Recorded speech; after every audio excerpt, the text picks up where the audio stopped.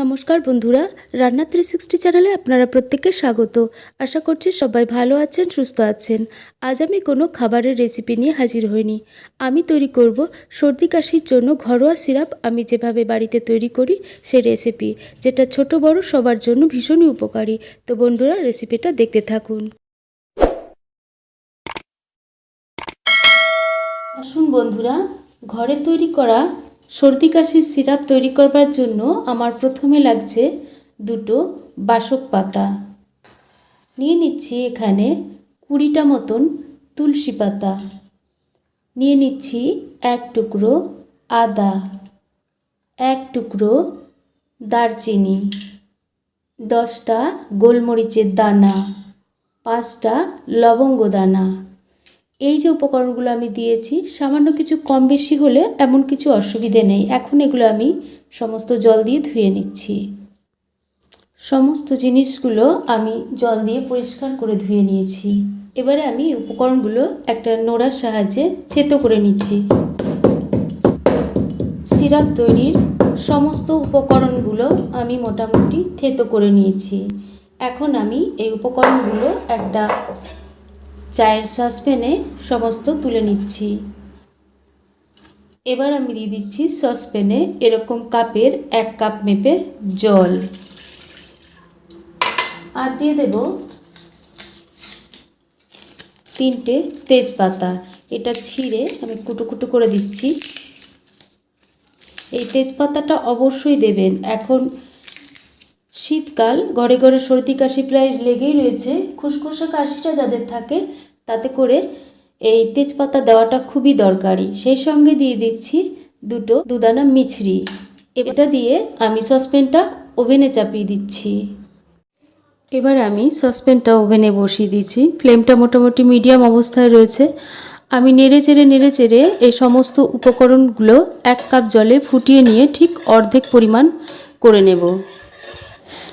এই ঘরে তৈরি ঘরোয়া সিরাপটা যে কোনো সর্দি কাশিতে ভীষণ রকমই উপকারী।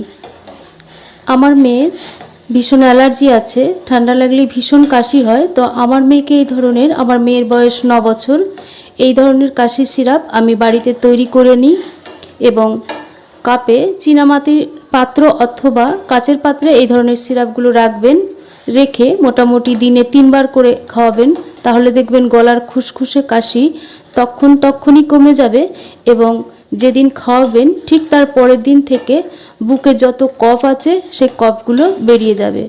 বিশেষ করে তেজপাতা, লবঙ্গ এবং গোলমরিচের দানার জন্য খুসখুসের কাশিটা খুব তাড়াতাড়ি কমে যায় এবং অন্যান্য যে সমস্ত উপকরণগুলো আছে তার জন্য বুকে যত জমা কফই থাক না কেন সেগুলো বেরিয়ে যাবে। মোটামুটি 4 থেকে 5 দিন ধরে যদি খাওয়ানো হয় এই সিরাপ, তাহলে যে কোনো সর্দি কাশিতেই ছোট বড় বয়স্ক সবারই কাজে লাগবে।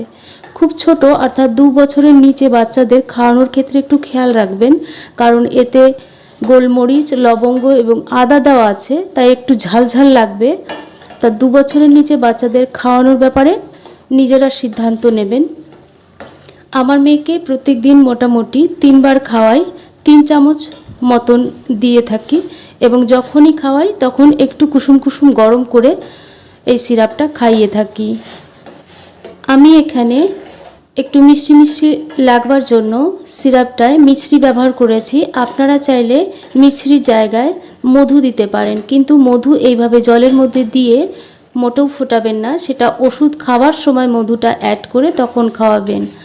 আর আমার মেয়ের বয়স যেহেতু 9 বছর, তাকে আমি 3 চামচ হারে দিয়ে থাকি, কিন্তু যেহেতু যার বয়সটা বেশি সেই হিসাবে আপনারা সিরাপটা একটু বাড়িয়ে বা কমিয়ে নিতে পারেন। আর এটা একদিনই রাখি, পরের দিন যদি সিরাপটা বেঁচে যায় কিন্তু আমি সেটা খাওয়াই না, সেটা ফেলে দিই। এটা মোটামুটি এখন 1/2 কাপ হয়ে গেছে। আমি এখন নামিয়ে ছেঁকে নিচ্ছি। এবার আমি সিরাপটা ঢেলে নিচ্ছি একটা চীনামাটির কাপে অথবা কাচের কাপে রাখবেন, অন্য কোনো পাত্রে রাখবেন না। সর্দি কাশির জন্য ঘরোয়া সিরাপ আমার তৈরি করা হয়ে গেছে বন্ধুরা। এইভাবে ঘরোয়া সিরাপ তৈরি করে রেসিপি যদি আপনাদের কাছে ভালো লেগে থাকে তাহলে অবশ্যই লাইক, শেয়ার এবং সাবস্ক্রাইব করে রাখবেন। আবার হাজির হয়ে যাব নতুন কোনো রেসিপি নিয়ে। ততক্ষণ সবাই ভালো থাকুন, সুস্থ থাকুন। ধন্যবাদ।